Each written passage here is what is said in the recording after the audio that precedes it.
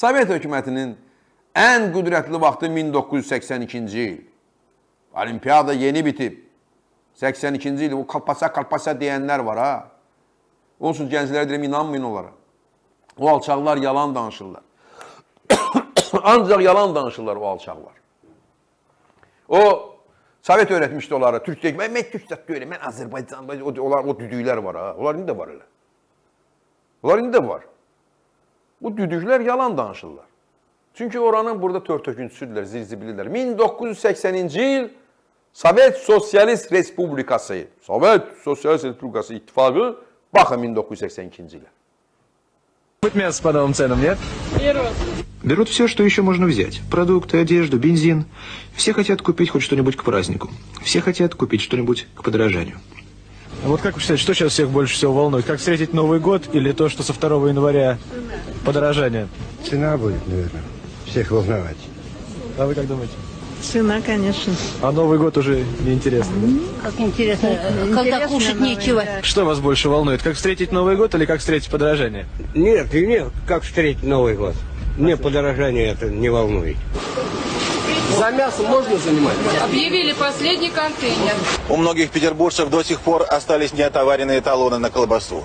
Это и стало поводом для так называемого колбасного бунта. Отстояв 5 и более часов в очередь в Елисеевский магазин, разъяренная толпа вышла на Невский проспект и перекрыла его. Возмущение людей не в силах лишить прилавки магазинов стерильности. В какой не зайдешь, вот такое изобилие по-петербуржски. Но кипят в городе страсти от того, что кому-то на руку острая ситуация с продовольствием. Даже необычные торги на бирже, когда товары народного потребления обменивались на съестное, результатов пока не дали. Слухи о том, что и сколько будет стоить, ходят разные. Известно лишь, фиксированные цены должны сохраниться на хлеб, молочные продукты, сахар и подсолнечное масло. А пока... 1982-ci il Kalpasa aşıqları, Kalpasaçılar bu haldadır. Bu hələ Moskvadır, Peterburqdur. Görün buraları nə haldaydı.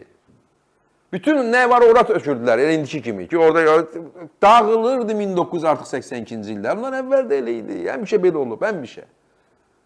Nə desələr inanmayın, yalan danışırlar. Yalan. Orada bir yaxşı məqam vardı. Başında Nutriya papağı, ucuz bir papaq idi. O vaxt mən bilirəm də o papaqlar Nutriya belə elə bir mal yalayıb üstündə belə bir təhər belə tükü vardı.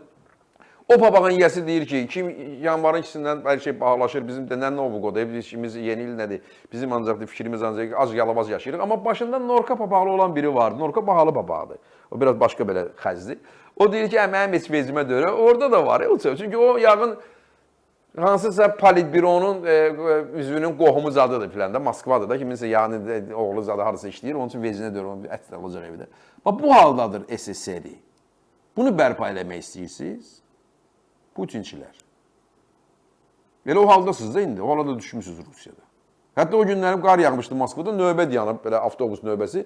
Onu götürüb qoyublar. Altdan buradakı kalpasaçılar, buradakı taxtabaşlar, düdüklər və alçaqlar yazırlar ki, binamusa yazılır. Nə qəşəng növbəyə dayanırlar. Heç biz belə növbəyə dayana bilmirik. Növbə istəyirsiniz gənə deyəsən. Növbəyə dayanmaqlar da xoşlarına gəlir. Oradan gələn ifunət də bunların xoşuna gəlir. Amma azalırlar gündən günə. Bax, indi komitədə görəcəksiniz. Burada mənim belirşini komitə heç yoxdular ümumiyyətlə. Bizim tamaşaçılar burada var. Turan ideologiyası ilə yaşayan insanlarımız.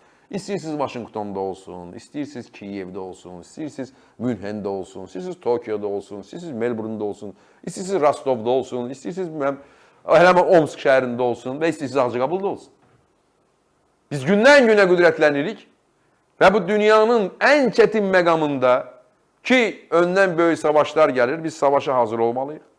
Savaş olmasın deyənə, savaşda iştirak eləməyə deyənə, Turan olaraq bir konglomerat gücündə bir ordumuz olmalıdır ki, o kalpasa üçün növbə edənlər də qorxularından deşiyə girsinlər, artıq girirlər. Ki, İrandakı o fars başlar var, o molla başlar var. Onlar da büyünlərim Təbrizdən çox uzaqdılar.